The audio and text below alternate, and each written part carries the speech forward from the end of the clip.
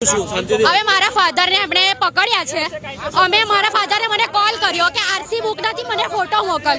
મેં કીધું અમે ફોટો મોકલીએ છીએ. ફોટો મોકલવા માટે મેં કીધું તો આ સાહેબે એવું કીધું મારા ફાધરને કે ઓનલાઈન ડોક્યુમેન્ટ અમે નહીં ચલાવીએ. અમે કીધું અમે લોકો ઓનલાઈન પેડ કરી દઈએ છીએ. એ ભાઈએ મારા પપ્પાને મારી ગાડીમાંથી ચાવી કાઢી લીધી છે. ત્યાર પછી અમે અહીંયા આવ્યા, હું ને મારા ભાઈ. અમે કીધું તમે ચાવી કાઢવાનો શું હક છે? એમણે કીધું અમારી પાસે ઓથોરિટી છે. હવે આવી ઓથોરિટી ક્યાં છે? અને એક સીધી વસ્તુ, અમે ચલણ ના ભરવાના. અમે એવું કીધું તમે ગાડી જમા કરી લો, અમને ગાડી જમા કરવાની સ્લીપ આપો. એ સ્લીપ આપવા તૈયાર નથી, કારણ કે એમની પાસે છે જ નહીં. સ્લીપ માટે એમની પાસે છે જ નહીં.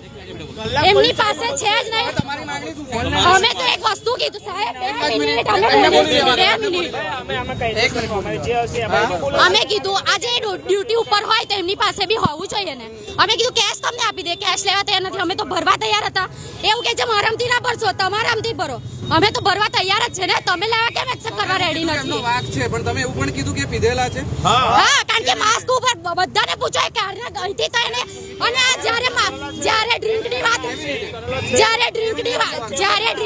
નીકળીને, સાંભળો ડ્રિંકની વાત નીકળીને, ત્યારે એ સાહેબ ગાડીમાં બેસવા જતા રહેતા હતા. એ ત્યાંથી અહીંયા સુધી ભાગ્યા. ત્યાંથી તમે બધા આયા ને ત્યારે પણ એ સાહેબ ત્યાંથી અહીંયા આવતા રહ્યા.